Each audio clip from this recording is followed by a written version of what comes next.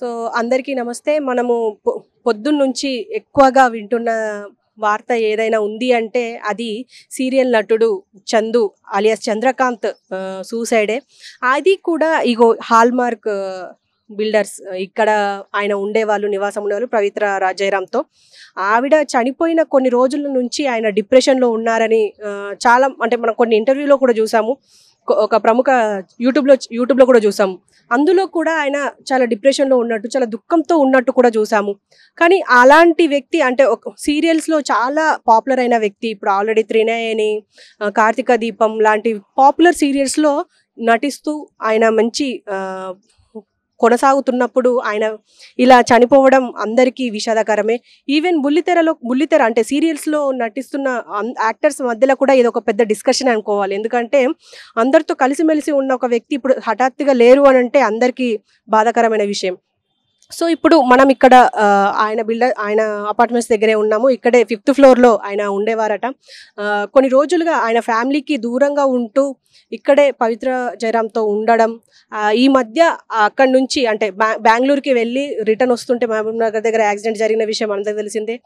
ఈయన బయట అంటే కొన్ని గాయాలతో బయటకు వచ్చినప్పటికీ పవిత్ర జయరామ్ స్పాట్లో డెడ్ అని చెప్పేసి అప్పటి నుంచి ఈ డిప్రెషన్లో కొనసాగి ఇక్కడ కటెన్తో సూసైడ్ చేసుకున్నారు, ఫ్యాన్కి తగిలించుకొని. ఇప్పుడు ఇక్కడ మనకు వాచ్మెన్ ఉంటారు, ఆయన వాచ్మెన్తో మరి కొన్ని అడిగి తెలుసుకుందాం విషయాలు. ఆయన ఎలా ఉండేవారు, ఎలా వచ్చేవారు, అసలు ఆయన గురించి ఈయనకేం తెలుసు అనేది మనం ఆయననే అడిగి తెలుసుకుందాం రండి. సో మనతో పాటు ఇప్పుడు ప్రస్తుతం ఈ హాల్మార్క్ బిల్డింగ్స్కి సంబంధించి వాచ్మెన్ ఉన్నారు, ఆయనతో మాట్లాడదాం. సార్ నమస్తే సార్, మీ పేరు? సూర్యబాబు అండి. సూర్యబాబు గారు, మీరు ఎప్పటి నుంచి ఇక్కడ వర్క్ చేస్తారు? 4 years నుంచి. ఇప్పుడు చందు గారు ఎప్పటి నుంచి ఇక్కడ రెంట్కుంటున్నారు? 1 year నుంచి. ఎలా ఉండేవారు మీతో? అంటే ఇప్పుడు జనరల్ గా వాచ్మెన్స్ అంటే చాలా కొంచెం క్యాజువల్ గా ఉంటారు, కొంచెం మంది బెదిరిస్తారు, మీతో ఎలా ఉండేవారు? బాగా సిల్లిగా బాగానే ఉండేవారు. సిల్లిగా ఉండేవారు, ఇద్దరు సిల్లింగ్ ఉండేవారు, వెళ్ళిపోయేవారు, వచ్చేవారు, అంత బాగానే ఉండేది. అసలు ఎప్పుడు ఏ గొడవ లేదండి. ప్రతిదీ అంటే ఎప్పుడన్నా కలిసినప్పుడు మాట్లాడడం ఎలా ఉన్న వాళ్ళని అలా మాట్లాడేవారు, అంతా బాగానే ఉండేది అసలు. అంటే వాళ్ళు 1 year కి ఇక్కడ ఉంటున్నారు అన్నారు. ఎవరెవరు ఉండేవారు ఇక్కడ?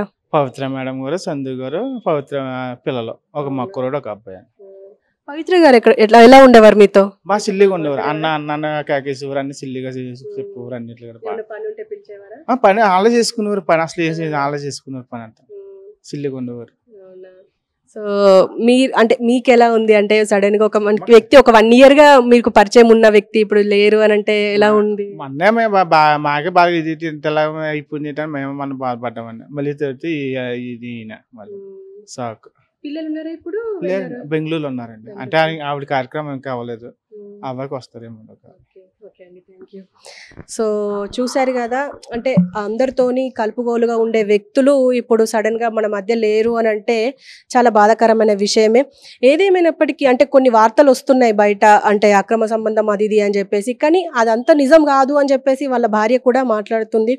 అంటే వాళ్ళతోనే ఉన్నారు, గత 6 ఏళ్లుగా అక్కడే ఉంటున్నారు కాబట్టి అంటే అక్కడే ఉండమని కూడా నేను కోరుకున్నాను, నేను ఇంకా అంటే ఇక్కడికి రమ్మని కూడా చెప్పలేదు అని చెప్పేసి కూడా మాట్లాడారు. వాళ్ళ చెల్లి కూడా తిరిగి వస్తారేమో అని చెప్పేసి కూడా మాట్లాడారు. కానీ ఫైనల్గా అంటే ఆయన లేరు అన్న దాన్ని వాళ్ళు తట్టుకోలేకపోతున్నారు.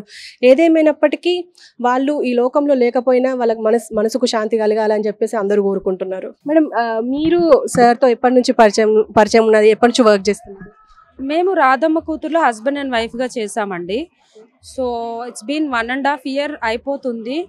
ఆ తర్వాత ఇప్పుడు నా క్యారెక్టర్ కొంచెం తగ్గడం వల్ల నేను కొంచెం టచ్లో తక్కువ ఉన్నాను అనమాట.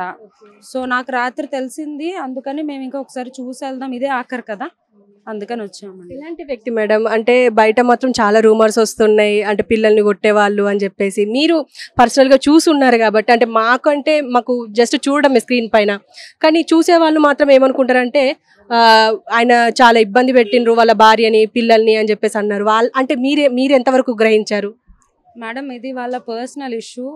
ఫస్ట్ ఆఫ్ ఆల్ నాకు దీని గురించి ఏం తెలీదు, బట్ ఒక విషయానికి వచ్చేసరికి ఆయన ఒక ఫిలిం ఇండస్ట్రీకి సంబంధించిన వాళ్ళు కాబట్టి ఈరోజు ఆయనకి ఇలా జరిగితే ఆయన పూర్వంలో ఏం చేశారు, వాళ్ళ పిల్లలతో ఎలా ఉన్నారు. మనం ఒక ఏరియాలో 100 మందిని తీసుకుంటే 50 మంది అలాగే ఉంటారండి. నేను ఆయన ఒక్కరిని అనట్లేదు, మేల్ అని అలా ఉండొచ్చు, ఫిమేల్ అని అలా ఉండొచ్చు. కాకపోతే ఇక్కడ ఫిలిం ఇండస్ట్రీ కాబట్టి పబ్లిసిటీ ఎక్కువ జరుగుతుంది. ఇప్పుడు ఇదే చందు గారు పవిత్ర గారితో ఎప్పటి నుంచో రిలేషన్లో ఉంటున్నారు అని అంటున్నారు కదా, అప్పటి నుంచి ఎందుకు రాలేదు మీడియాలో? ఇప్పుడు వాళ్ళు కలిసే తిరిగారు అంటున్నారు, వాళ్ళు కలిసే ఉన్నారు అంటున్నారు. ఇట్స్ బీన్ లైక్ ఎన్నో సంవత్సరాల నుంచి ఉంటున్నారు అంటున్నారు. నాకు ఎగ్జాక్ట్ ఇయర్ తెలీదు. అప్పుడు నుంచి జరగని హల్చల్ కానివ్వండి, మీడియా స్టంట్లు కానివ్వండి, పబ్లిసిటీలు కానివ్వండి, ఇప్పుడే ఎందుకు జరుగుతున్నాయి? ఇంకేం మిగిలిందండి? ఆవిడే చనిపోయారు, ఈయన చనిపోయారు. గట్టిగా మాట్లాడితే ఒక పుస్తకమే బంద్ అయిపోయింది. మహా అయితే మనం 2 రోజులు 3 రోజులు మాట్లాడుకోవడానికి ఏం జరిగింది సరే పలాంటి జరిగిందని తెలుసుకుంటాము. 4 రోజుల తర్వాత వాళ్ళ పిల్లల్ని మీరు చూస్తారా, నేను చూస్తానా? పోనీ చూసిన ఆడియన్స్ చూస్తారా? ఎవరు చూడరు. అంతే. పర్సనల్స్లో మనం డీప్గా గెలుక్కొని చేసేది ఏమీ లేదు end of the day. But ఒకటి, చనిపోయారు, ప్రశాంతంగా పంపించేద్దామండి. ఎవరి పర్సనల్ లైఫ్లో లేనిది చెప్పండి. అంతే. సెట్స్లో ఎలా ఉండేవాళ్ళు మీతో కానీ? అంటే మీరు కొన్ని రోజులు వర్క్ చేసినాం అన్నారు కదా, ఎలా ఉండేవాళ్ళు? చాలా బాగుంటారు ఆయన, చాలా ఫంకీగా ఉంటారు, అందరితో కలిసిపోతారు. ఇలా రఫ్గా ఉండే మనిషి కాదు, చూడడానికి మనిషి రఫ్గా అనిపిస్తారు. అండ్ చాలా డేర్గా ఉంటారు. ఏదైనా సీన్ జరిగేటప్పుడు ఇక్కడ నుంచి దూకేయాలి. చాలాసార్లు మాకు పడిపోయే సీన్స్, ఇంత దూరం నుంచి దూకాలి అంటే నేను మీకేమైనా పిచ్చా, అక్కడ పడితే దెబ్బలు తగులుతాయి అంటే ఏం కాదులే, 10 సార్లు చేసే కన్నా ఒక్కసారి రియలిస్టిక్గా చేసేసామంటే ఫాస్ట్గా అయిపోతుంది అని, చూడడానికి న్యాచురల్గా ఉంటుందని చేసేసేవాళ్ళు అంతే డేర్గా. మేమన్నా భయపడేవాళ్ళం, అక్కడ అగ్గుంది అన్న వెళ్ళిపోయేవాళ్ళు, దెబ్బలు తగులుతాయన్న. యాక్సిడెంట్ సీన్స్ అయితే లిటరల్లీ ఇప్పుడు అదేదో అంటారులేండి, అది సామెత ఏదో ఉంది, పెన్ను పట్టుకున్నాడు పెన్నుతో పోతాడు, కత్తి పట్టుకున్నాడు కత్తితో పోతాడు. ఎన్ని సీన్స్ ఆయన యాక్సిడెంట్ సీన్స్ చేసామో అంత సిన్సియర్గా ఈ లైన్లోనే మీరు బ్రేక్ వేయాలంటే అంత పర్ఫెక్ట్గా వేసేవాడు ఆయన.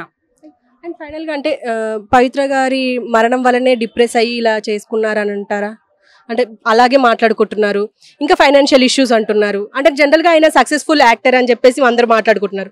అలాంటప్పుడు ఫైనాన్షియల్ ఇష్యూస్ ఉండే అవకాశం లేదు, కానీ పవిత్ర గారి డిప్రెషన్లో ఉండి ఇలా చేసుకున్నారేమో అని అంటున్నారు. మీరేమంటారు మేడం? ఈ విషయంలో ఫినాన్షియల్ సెటిల్మెంట్ అంటే ఏంటో ఒక్కసారి నాకు చెప్పండి. I only ask audience. మాకు నెలకు డబ్బులు బాగా వస్తాయండి, అంటే 1,00,000, 1,50,000, 2 లక్షల ప్రాజెక్ట్ మీద వస్తాయి. బట్ టు బీ హానెస్ట్ ఏంటి అంటే ఖర్చు కూడా అంతే ఉంటుంది. ఒక ఆర్టిస్ట్ స్క్రీన్ మీద అందంగా కనిపించాలంటే వాళ్ళ హెయిర్ దగ్గర నుంచి కాల్ వరకు మెయింటెనెన్స్ అనేది ఒకటి ఉంటుంది, దాంట్లోనే సగం వెళ్ళిపోతాయి. మిగతాది వాళ్ళు ప్రొజెక్ట్ చేసుకోవడానికి బట్టలు కానివ్వండి, బయటకు వెళ్ళేటప్పుడు కొన్ని యాక్సెసరీస్ కానివ్వండి, ఆర్నమెంట్స్ కానివ్వండి, ప్రతిదీ మెయింటైన్ చేయాల్సి వస్తుంది. జనాలు ఎలా అంటే ఈరోజు మీకు ఒక ప్రాజెక్ట్ మీద 1,00,000 వస్తుంది, మీరు 3 ప్రాజెక్టులు వేస్తే 3 లక్షలు వస్తున్నాయి అంటున్నారు, కానీ బ్యాక్గ్రౌండ్లో మెయింటైన్ చేయడానికి ఒక 2-3 లక్షలు పోతున్నాయి. హైదరాబాద్లో బతకాలంటే అక్కడ ఒక 1,00,000-1,50,000 పోతుంది. ఇంకేం సేవ్ చేద్దాం? విలేజ్లో ఉండే ఒక కామన్ మ్యాన్కి 30,000 వచ్చినా, హైదరాబాద్లో ఉన్న వాళ్ళకి 2 లక్షలు వచ్చినా సమానం అండి. ఎవరు అనుకోవద్దు ఇక్కడేదో మిగిలిపోతుంది, అక్కడేదో మాకేం రావట్లేదు అని చెప్పేసి. ఇంకొకటి మెంటల్ డిప్రెషన్ అంటారా, ఇప్పుడు మనం ఉన్న సిచ్యువేషన్స్కి చిన్న వాటికి డెసిషన్స్ తీసుకుంటున్నారండి. ఇంట్లో అమ్మ కొట్టిందనో, ఎక్కడో ఎవరో ఏదో అన్నారనో. సో ఆయన అంత పెద్ద యాక్సిడెంట్ చూసిన తర్వాత ఆయన మనసులో ఏమొచ్చిందో ఆయనకే తెలుసు.